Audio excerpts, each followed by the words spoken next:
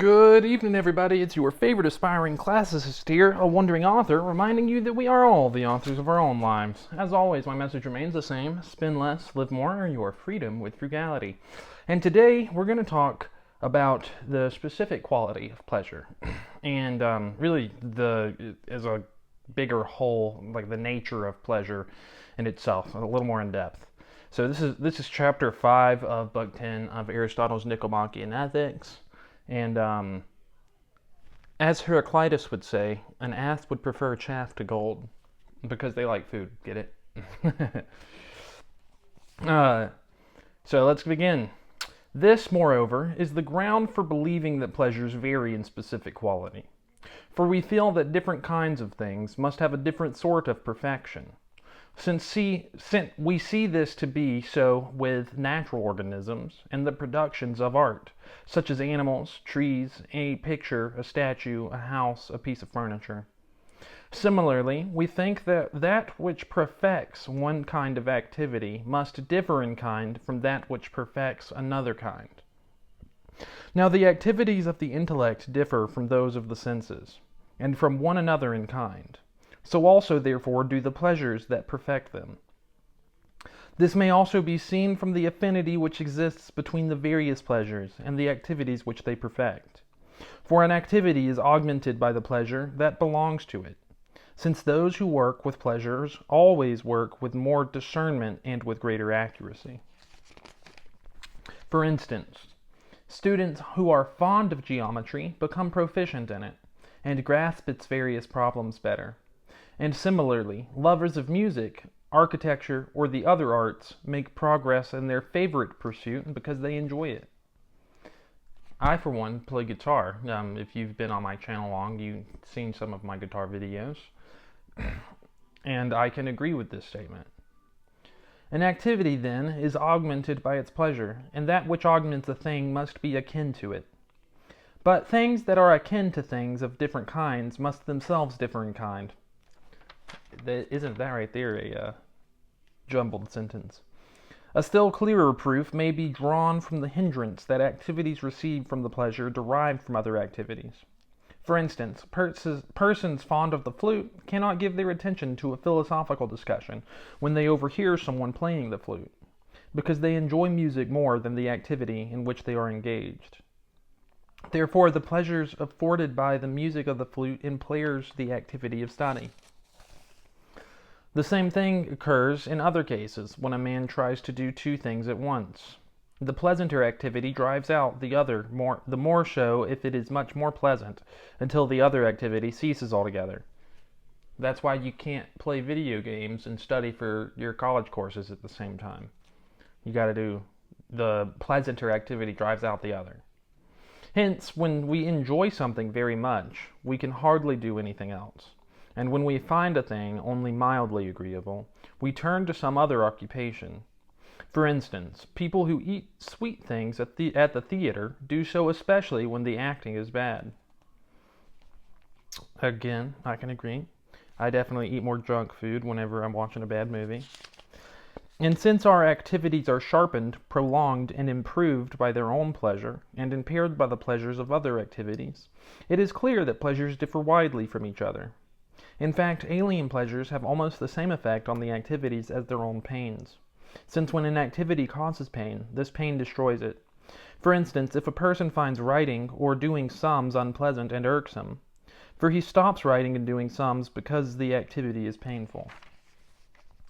Activities, then, are affected in opposite ways by the pleasures and the pains that belong to them, that is to say, those that are intrinsically due to their exercise. Alien pleasure, as has been said, have very much the same effect as pain, for they destroy an activity, not to the same degree.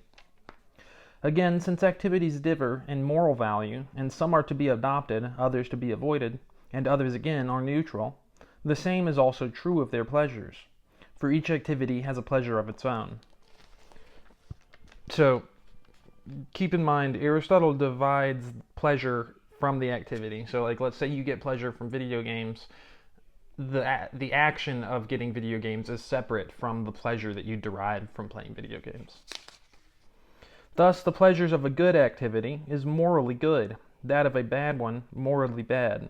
For even desires for noble things are praised, and desires for base things blamed. But the pleasures contained in our activities are more intimately connected with them than the appetites which prompt them.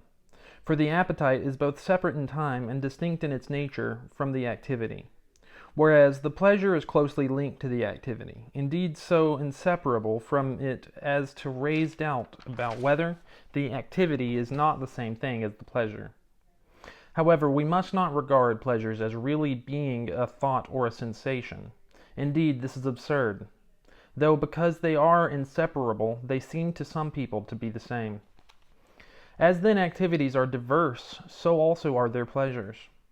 Sight excels touch in purity, and hearing and smell excel taste. And similarly, the pleasures of the intellect excel in purity, the pleasures of sensation, while the pleasures of either class differ among themselves in purity. And it is thought that every animal has its own special pleasure, just as it has its own special function, namely, the pleasures of exercising that function. This will also appear if we consider the different animals, one by one. The horse, the dog, man, all have different pleasures. As Heraclitus says, an ass would prefer chaff to gold, since to asses food give more pleasure than gold. Different species, therefore, have different kinds of pleasures. On the other hand, it might be supposed that there is no variety among the pleasures of the same species. But as a matter of fact, in the human species, at all events, there is a great diversity of pleasures. The same things delight some men and annoy others, and things painful and disgusting to some are pleasant and attractive to others. This also holds good of things sweet to the taste. The same things do not taste sweet to a man in a fever as to one in good health. Nor does the same temperament feel warm to an invalid, and to a person of robust constitution. The same holds good of other things as well. But we hold that in all such cases the thing really is what appears to be good to the good man, and if this rule is sound, as it is generally held to be, and if the standard of everything is goodness, or the good man, qua good, then the things that seem to him to be pleasures are pleasures, and the things he enjoys are pleasant. Nor need it cause surprise that things disagreeable to the good man should seem unpleasant to some men. For mankind is liable to many corruptions and diseases, and the things in question are not really pleasant, but only pleasant to these particular persons, who are in a condition to think them so. It is therefore clear that we must pronounce the admittedly disgraceful pleasures not to be pleasures at all, except to the depraved. I should have put that one on the board. But among the pleasures considered respectable, which class of pleasures or which particular pleasure is to be deemed the distinctively human pleasure? Perhaps this will be clear from a consideration of man's activities. For pleasures correspond to the activities to which they belong. It is therefore that perfect and supremely happy man are perfected, that must be pronounced human, in the fullest sense. The other pleasures are so only in a secondary or some lower degree, like the activities to which they belong.